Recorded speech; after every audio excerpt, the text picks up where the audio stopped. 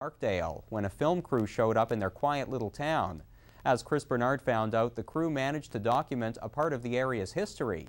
Now, after years of searching, residents have finally found the Lost Movie of Markdale. You might not know it, but in the late 1950s, Markdale only had about 1,000 residents living here. Well, today not much has changed, and only about 1,400 actually live in the township. Well, this small town got a taste of the big city when Hollywood came knocking on their door. There was all kinds of film people around and people standing all over the place, and actors, actresses, whatever. Some of them, of course, that I knew. And it was, the whole town was pretty well shut down as far as being blocked off and so on and so forth. My father's a tougher man than you'll ever be. He's got more bravery in his little finger than you got in your whole body.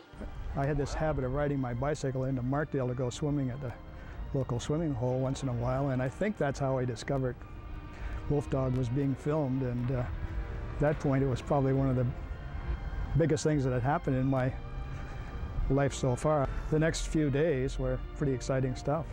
Locals acted as walk-ons while buildings were used as props. Throughout the entire movie, Markdale was front and center, making this film not just a piece of memorabilia, but also a piece of their history. But the tape of this once-in-a-lifetime experience went missing for several years, until local residents began their search for the film. Well, I started about, I don't know, probably around 1981 or 2, thinking that, hey, this would be really neat to see that film again, particularly since the buildings in Markdale have changed and some of them aren't there any longer and others have had their fronts changed. So from a historical standpoint, I thought it'd be really interesting for those who now live in Markdale, for that matter, to look at as well. So I started to search, but for me it became a dead end, or I lost interest, one or the other, I think.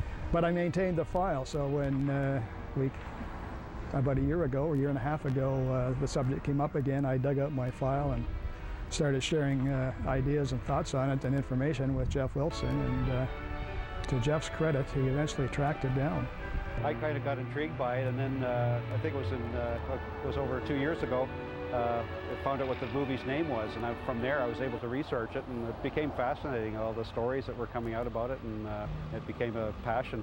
Now that the tape has been found, locals are hoping to use the film to raise money for various charities, such as their new hospital. And they're hoping to get a copy for the library so that anybody wanting to see the Lost Movie of Markdale will have the opportunity. In Markdale, I'm Kris Bernard for First Local.